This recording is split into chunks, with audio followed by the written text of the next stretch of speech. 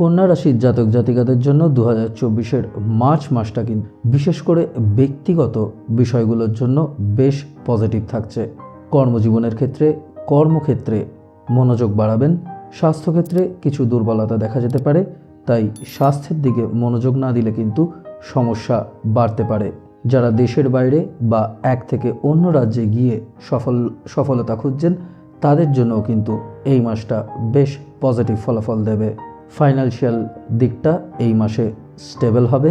স্টুডেন্টদের পড়াশুনোর ক্ষেত্রে একাগ্রতা বাড়াতে হবে, কারণ বিভিন্ন সমস্যার কারণে আপনার মন বিভ্রান্ত হতে পারে। প্রেমের সম্পর্কে কিছু টেনশন থাকবে এবং কিছু ঝামেলার পরে সম্পর্কের মধ্যে ধীরে ধীরে ভালো সময় ফিরে আসবে।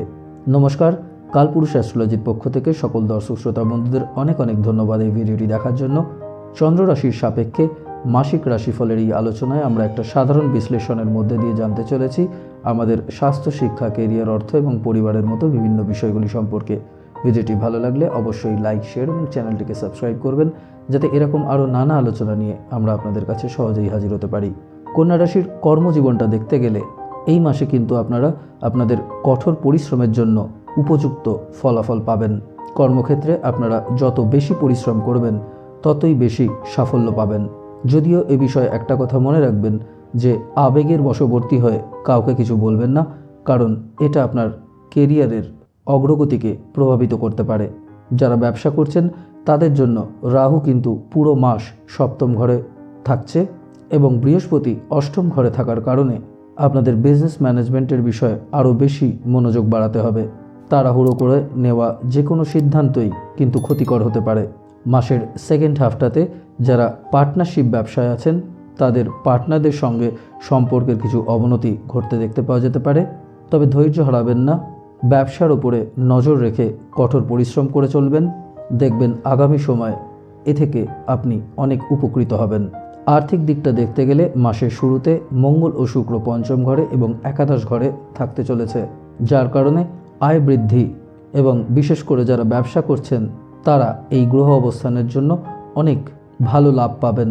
নতুন কোনো ব্যবসায় ইনভেস্টমেন্ট বা বিনিয়োগের জন্য আরও কিছুদিনের জন্য অপেক্ষা করে যান এবং সেভিংসের ওপরে মনোযোগ বাড়ান। যারা অতীতে কোনো বড় বিনিয়োগ করেছিলেন এই সময় কিন্তু সেই বিনিয়োগ থেকে আপনারা ভালো লাভ অর্জন করতে পারেন। মাসের সেকেন্ড হাফটাতে মঙ্গল এবং শুক্রের কারণে খরচ কিছুটা বাড়তে পারে। এই খরচ নিয়ন্ত্রণ করা চ্যালেঞ্জিং হবে, তাই এই সময়টাতে নতুন কোনো সম্পত্তি বা যানবাহন কেনার ক্ষেত্রে বাড়তি সতর্কতা বজায় রাখবেন। স্বাস্থ্যের দিক থেকে কিন্তু এই মাসটা ওঠা নামাতে ভরা থাকছে। পঞ্চম ঘরে মঙ্গল ও শুক্র, ষষ্ঠ ঘরে সূর্য, শনি ও বুধ, সপ্তম ঘরে রাহু এবং অষ্টম ঘরে বৃহস্পতির অবস্থানের কারণে দুর্বল ইমিউনিটি, পেটের প্রবলেম ছাড়াও ব্লাড প্রেশার বা রক্ত সম্পর্কিত কিছু সমস্যা দেখতে পাওয়া যেতে পারে। পথে ঘাটে গাড়ি চালানোর সময় সতর্ক থাকবেন, স্বাস্থ্যের যত্ন নেবেন এবং ওভারঅল স্বাস্থ্যের উন্নতি করার জন্য যাবতীয় যা প্রয়োজন তা করার চেষ্টা করবেন। প্রেম, বিবাহ ও ব্যক্তিগত সম্পর্কের ক্ষেত্রে মাসের শুরুতে মঙ্গল ও শুক্রের অবস্থানের কারণে প্রেম সম্পর্ক পজিটিভ থাকবে। উপহারের আদান প্রদান, একসঙ্গে ঘুরতে যাওয়া, ছুটি কাটানো, এক কথায় একটা রোম্যান্টিক সময় আপনারা উপভোগ করবেন। মাসের সেকেন্ড হাফটা সম্পর্কের ক্ষেত্রে কিছুটা দুর্বল থাকবে। বিবাহিতদের জন্য কিন্তু মাসের শুরুটা ভালো হবে, সম্পর্কের মধ্যে গভীরতা থাকবে।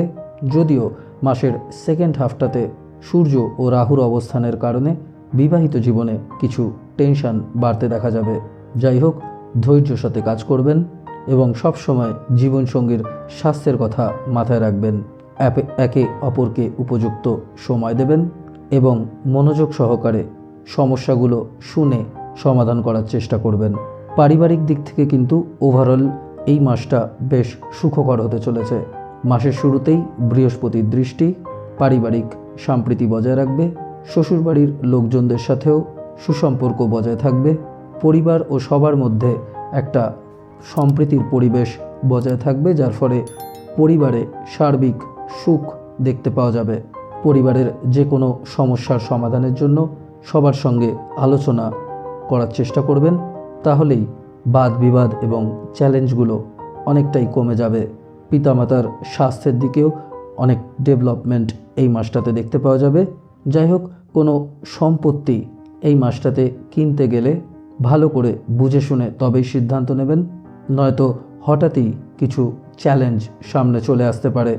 ভাই বোনদের সঙ্গে মাসের ফার্স্ট হাফটাতে সম্পর্ক পজিটিভ থাকলেও সেকেন্ড হাফটাতে এক্ষেত্রে কিছু বিতর্ক দেখতে পাওয়া যেতে পারে।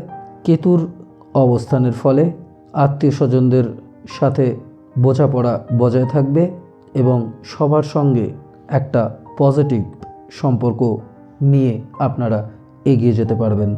তাহলে আজ এই পর্যন্তই। ভিডিওটি ভালো লাগলে অবশ্যই লাইক, শেয়ার এবং চ্যানেলটিকে সাবস্ক্রাইব করবেন, যাতে এরকম আরও নানা আলোচনা নিয়ে আমরা আপনাদের কাছে সহজেই হাজির হতে পারি। আবার দেখা হবে নতুন কোনো ভিডিওতে, নতুন কোনো আলোচনায়। ভালো থাকবেন, সুস্থ থাকবেন। নমস্কার।